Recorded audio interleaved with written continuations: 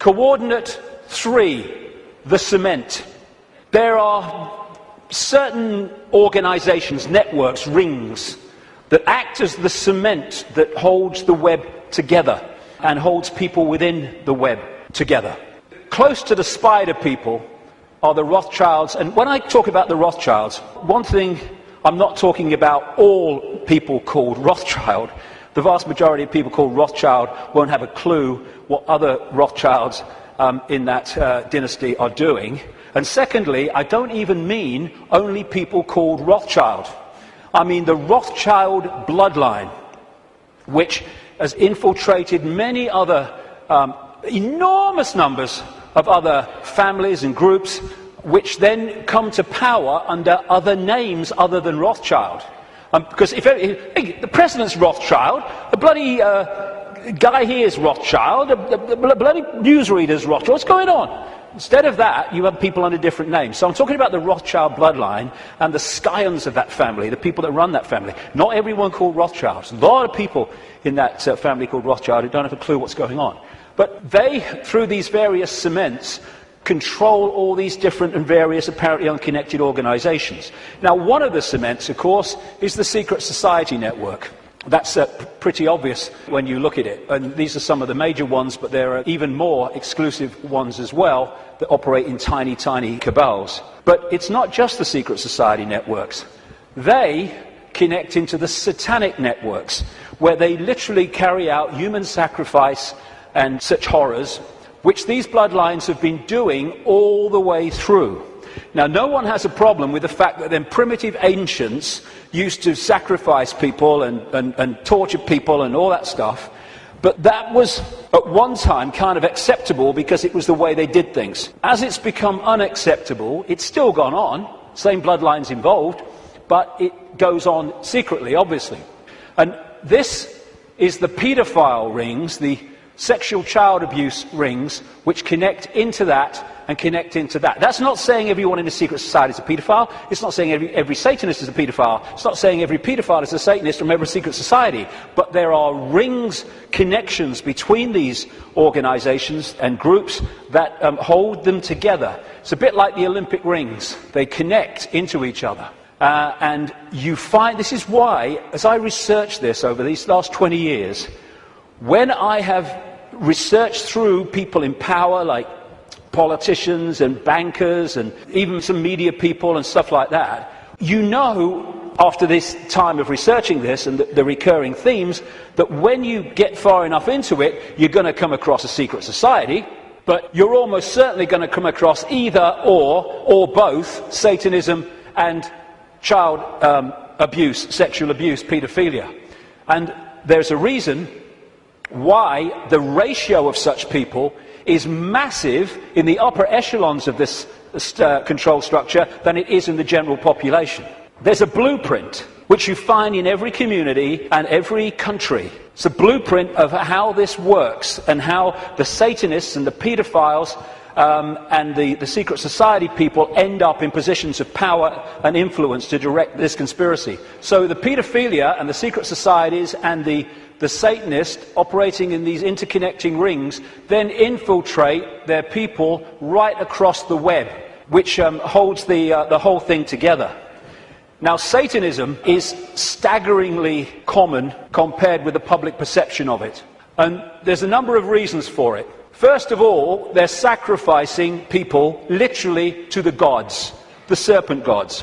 When you see these ancient accounts all over the world of how they used to sacrifice people, young virgins often, and what does young virgins code for? Children, to the gods, because they put them through the sacrifice ritual and they build up the terror.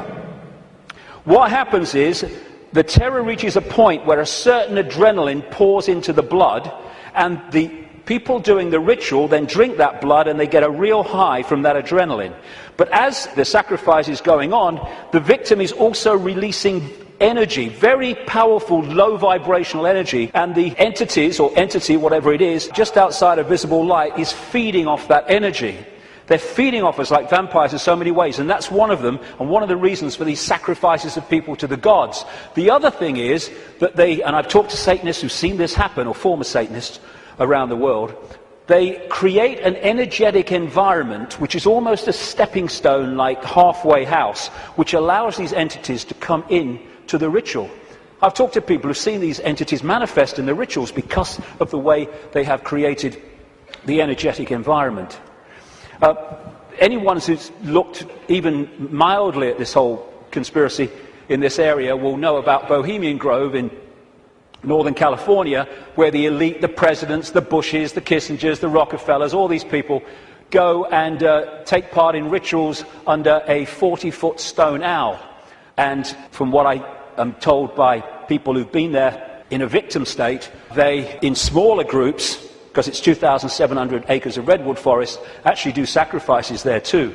And all these people are involved with their satanic gods and all the rest of it. But it happens all over the world, and it happens in a sequence on certain days. You know, we've got a situation with Halloween where it's now like bloody Christmas. If people only knew what happens on Halloween, what happens across Beltane, May Day and all that stuff, to kids all over the world, in extraordinary numbers, there would be no celebration of Halloween. And what they're doing on one level, because they're interacting with the cycles, the astrological cycles, is why they do it at certain times when the planets, the moon probably, and everything is in a certain place, is they're manipulating what they refer to as the morphic field, the energy that we all live in. Like I said earlier, if you want to affect the fish all at once, then affect the sea. And in the new book, in an appendix at the end, I published this. I call it Confessions of a Satanist. It came to light early this year, and it is alleged to be, I can't vouch for its authenticity. What I can say is, after 20 years of researching this, it's bloody massively accurate. And it's supposed to be a guy who died in 2004. He was a high Satanist in Australia, who wasn't really a confession in the sense of I want to confess my sins. It was just basically an outline of how Satanism controls the world. And this is one of the things he says in that. What most people do not realize is that Satanism is a ritually based practice, and that this repetition, same place, same time, has over time left strong impressions upon the morphic field. They have to control the morphic field so that we stay in a low vibrational state, so we stay attached to that moon matrix I'm talking about. And of course, as I was saying, we are interacting with this field all the time, and taking in energy into the meridian system from it, and therefore it is affecting us.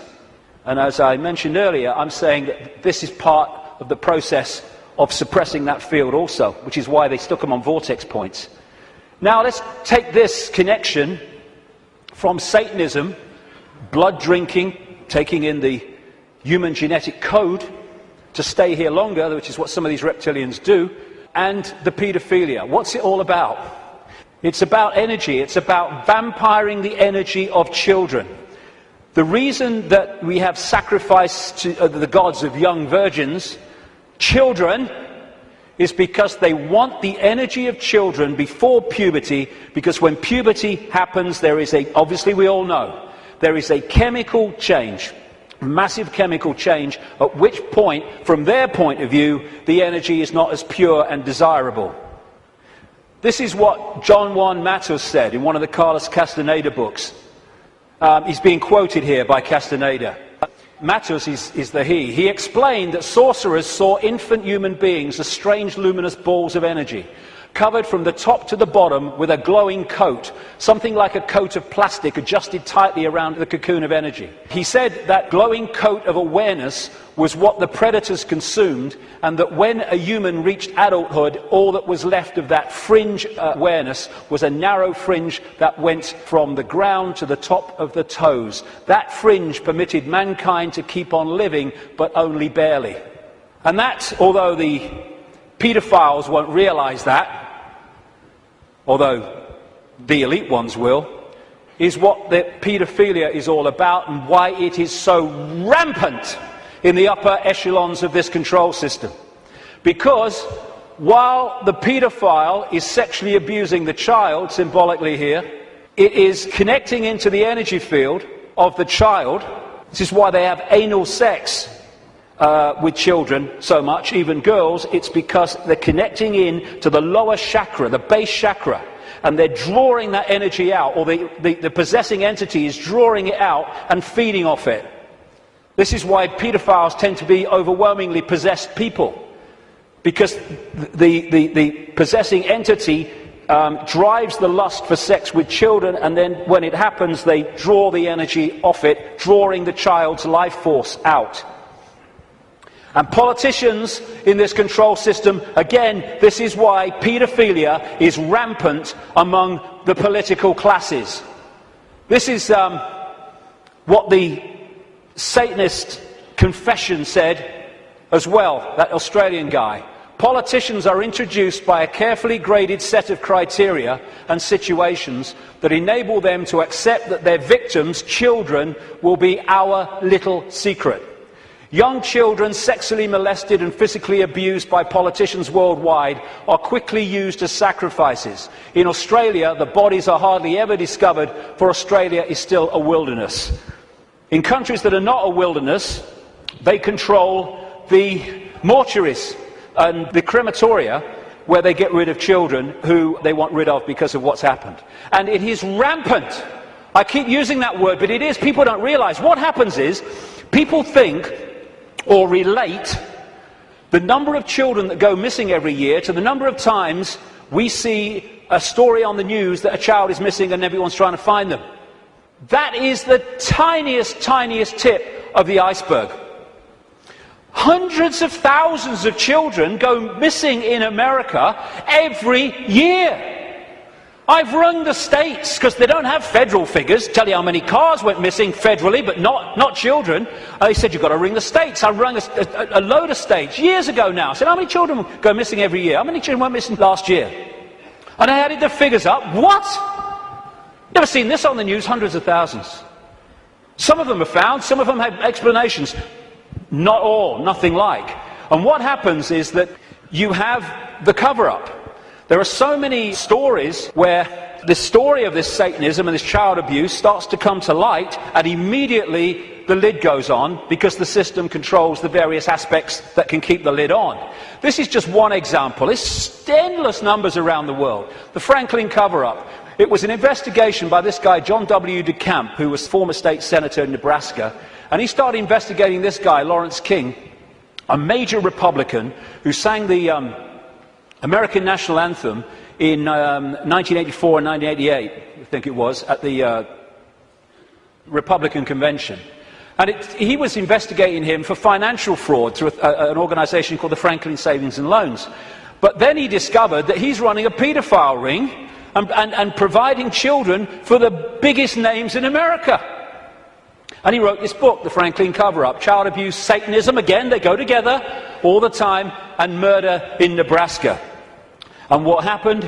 Some of it got into this Washington Times, a mainstream newspaper, the connection to the Reagan-Bush administration, but most of it was totally covered up. I've been writing in my books now since 1998 that Father George Bush is a notorious paedophile, child torturer, child killer, and serial killer of adults as well. Said it on American radio. Still waiting for a response. And this is one example. A lady who became a friend of mine, Kathy O'Brien, who was in the American government mind control project since she was a kid, and met her many times. She still corresponds with me now and again, and I've met a daughter that she was talking about. Lovely, lovely girl, totally shattered by these people. And that's one example of millions and millions that are going on around the world. And this is what she said in a book, Transformation of America. Kelly's bleeding rectum was but one of many physical indicators of George Bush's paedophile perversions. I have overheard him speak blatantly of his sexual abuse of her on many occasions. He used this and threats to her life to pull my strings and control me. The psychological ramifications of being raped by a paedophile president are mind-shattering enough, but reportedly Bush further reinforced the traumas to Kelly's mind with sophisticated NASA electronic and drug mind control devices. Bush also instilled the "who you're gonna call and I'll be watching you" binds on Kelly, further reinforcing her state of helplessness. The systematic tortures and trauma that I endured as a child now seem trite by comparison. They're not. I know what she went through. To the brutal physical and psychological devastation that George Bush inflicted on my daughter. And that's just one of these people involving one of the victims of this. It's incredible, the scale of it, and it's going on in this country. And what happens? The wall goes up. This is what DeCamp found. Suddenly ranks are pulled in, and the media won't touch it, the social services won't touch it, the police won't touch it, politicians won't touch it. It's the blueprint, it's how it works. And the Discovery Channel programme, produced by Yorkshire Television, was about to go to air, exposing that Franklin cover-up and the paedophile connections. Bingo, it was censored and pulled just before it was going to air. Never to see the light of day, although you can get it on the internet, because one copy survived. I was naming this guy, like I said earlier, Ted Heath, as a paedophile and child murderer from 1998. This guy's record of killing children is extraordinary. Prime Minister of this country. This fella, Thomas Hamilton, the man who went into Dunblane Primary School and killed 16 children and a teacher, he was a procurer of children for the Scottish political elite, which locks into the Westminster political elite, and the satanic rings that lock into both. That's why they took the records of this case and ordered them to be locked away for 100 years. And then, if you've been following my website recently, and many other websites too,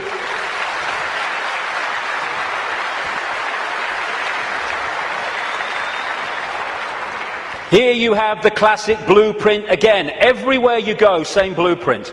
This girl, Holly Gregg, Down syndrome girl, her mother Anne, and Robert Greene, a fantastic guy who's been helping them and committed so much of himself to this.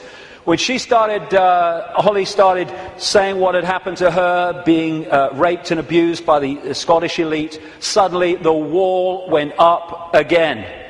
And Robert was arrested. He's been treated appallingly by the police, the Grampian police in Scotland. Grampian area of Scotland, by the way, notorious for Satanism. And he's now basically been told what he can't say, and he can't name people and all the rest of it. And he's... the case is ongoing. The media won't touch it, though maybe that might be changing, we hope. The Scottish law network or establishment will not investigate it. The police won't investigate it properly. Anne's brother, Holly's uncle, was blatantly murdered when he had seen Holly's father abusing her, and therefore had the ability to tell the truth and tell the story. He ended up murdered, and a cover story of suicide. When you see the story, suicide, are you kidding, was put together by the Grampian police. And Robert Greene is a man who, if there were more of his like in this world, then this world would be a very much better place.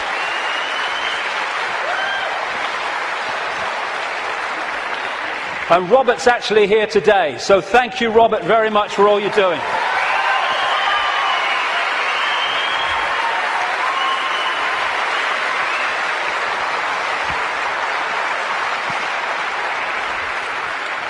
This is how they create the wall.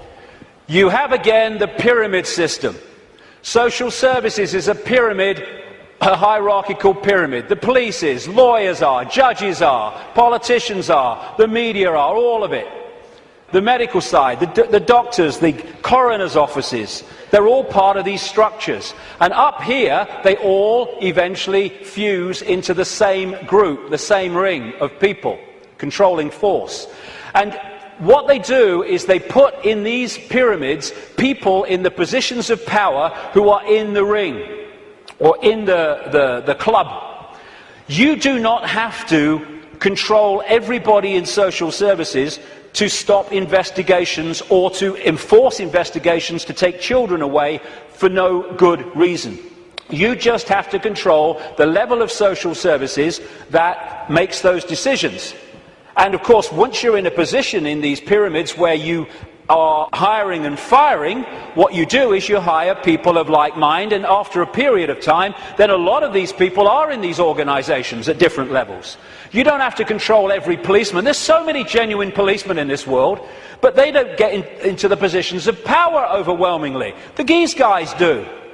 And therefore, they dictate whether something's investigated or not, or whether someone is targeted to pin them with a charge that is completely unjustifiable. Same with the media. You control that. We're not covering that story. Politicians, oh no, I'm not talking about that. I'm not investigating that. Oh no. This is how it's done. This is David Berkowitz, the son of Sam, multiple killer in New York, who from prison after he was convicted said that he did it, yes, but he was part of a satanic ring that was with him. And he said this, quite rightly: Satanists are peculiar people. They aren't ignorant peasants or semi-literate natives. Rather, their ranks are filled with doctors, lawyers, businessmen, and basically highly responsible citizens. They are not a careless group who are apt to make mistakes, but they are secretive and bonded together, the cement, by a common need and desire to mete out havoc on society. It was Aleister Crowley who said, "I want blasphemy, murder, rape, revolution, anything bad." And now we're having, around the world, not least in this country, but America too and other countries, we're having the state stealing our children on the most extraordinary scale, with the most extraordinary excuses. There was one lady who came to light, not many do compared with the ones that are going on, because of the secret family courts where this stuff goes on in secret and can't be reported. And they say, oh, it's to protect the children. No! It's to protect the paedophiles and the Satanists. That's what the secrecy's for.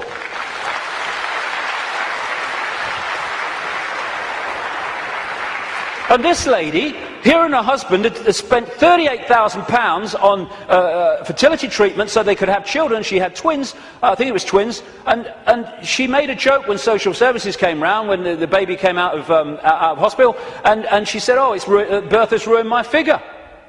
It took her children away. And then when she furiously resisted, they said, the mother has anger problems, which are a danger to the child.